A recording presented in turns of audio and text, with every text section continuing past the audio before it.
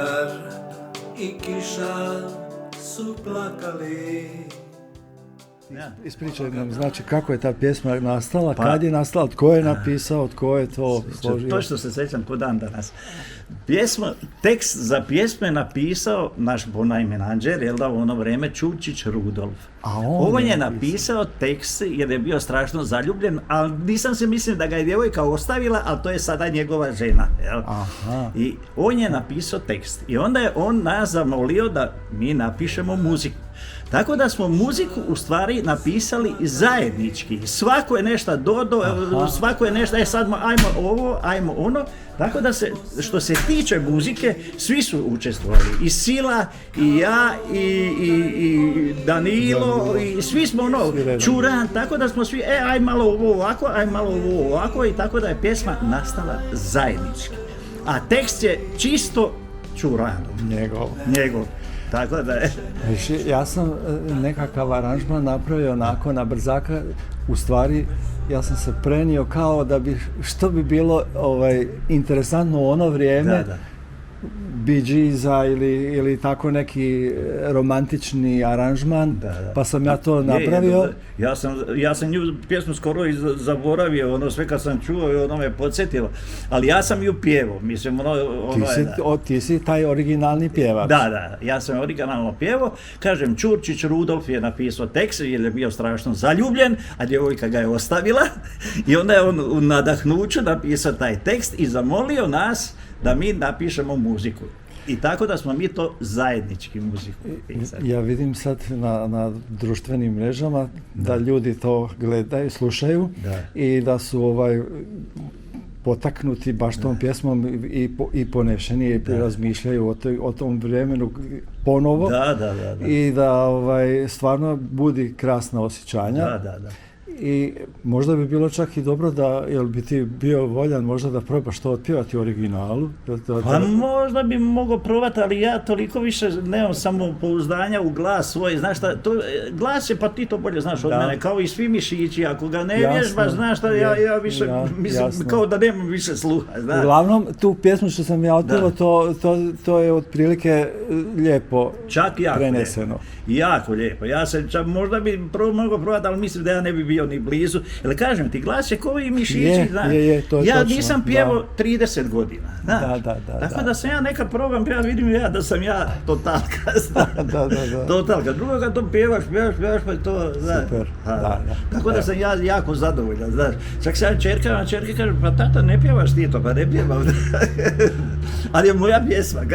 Više, ja sam razmišljao sad, kako bi ja došao do informacije, ko je to napisao, kako je to izgledalo, i onda zvao sam i Tomu Merklera, ali opet mislim, nije on bio taj, onda na koncu pomislim, pa čovječe, pa stoji ti na slici, evo, Andrija Njergeš, pa idi kod njega, i onda sam došao na ideju da te pitam. I to ti je 100% podatak. Super. Jer toga se sjećam, odmah mi je toga se sjećam, jer to je u stvari jedna jedina pjesma koja je bila naša pjesma, sve su bila kopije, sve su bila imitacije. I to je jako dobra pjesma, jer ja sam nju isto slušao kao iz publike, kao običan tamo čager što sam napisao već, i ona je meni vrlo lijepo i uspomeni ostala, a Danilo je znao, znaš, da ja se bavim takvim stvarima, i onda on meni gurnio taj tekst, kaže, ajde, ja znam da ćeš ti to kad ćeš ti to snimiti, i ja sam to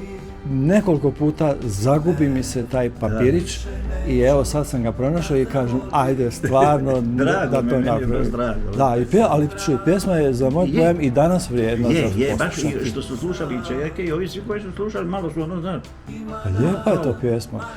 I sad da smo recimo u ono vrijeme imali mogućnost da to snimimo, da smo imali ovakav snimak, to bi bilo apsolutno.